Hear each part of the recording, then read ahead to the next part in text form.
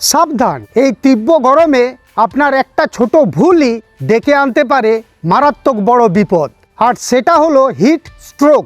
অতিরিক্ত মাথা ঘোরা, বমি ভাব, শরীর গরম হয়ে যাওয়া, কোথা জড়িয়ে যাওয়া, হঠাৎ বিভ্রান্ত হয়ে যাওয়া, এগুলোই হতে পারে হিট স্ট্রোকের পূর্ব লক্ষণ।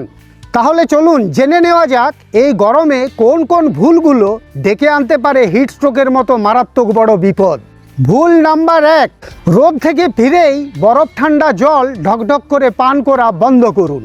বিজ্ঞান বলছে অতিরিক্ত গরম শরীরে হঠাৎ বরফ ঠান্ডা জল গেলে পেটের রক্তনালীগুলো সাময়িকভাবে সংকুচিত হতে পারে। এতে অনেকে শরীরে অস্বস্তি, মাথা ঘোরা ও হজমের সমস্যা দেখা দিতে পারে। তাই রোদ থেকে ফিরে এসেই খুব ঠান্ডা জল না পান করে সাধারণ জল, ডাবের জল, লেবুর জল পান করাই ভালো।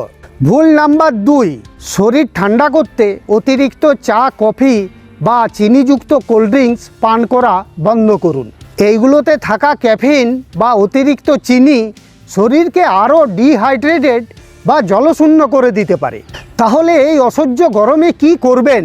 শুধু জল নয়, ঘামের সাথে বেরিয়ে যাওয়া সোডিয়াম ও পটাশিয়ামের ঘাটতি মেটাতে ডাবের জল, ওআরএস বা লেবুর জল পান করুন।